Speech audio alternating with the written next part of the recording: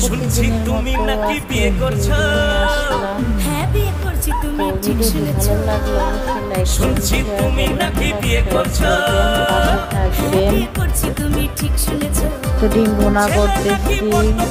আপনারা তো জানেন যে আমি প্রতিদিনের রান্না আপনাদের সামনে নিয়ে আসি, যে আমি কখন কি রান্না করি, কোন দিন কি রান্না করি।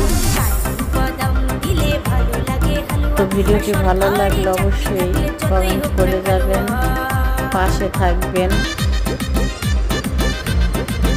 ভালোবাসা দিবেন। কারণ এই দুনিয়াতে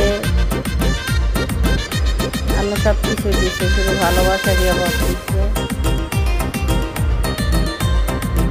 হয়তো কাউকে ভালোবাসতে পারি নাই,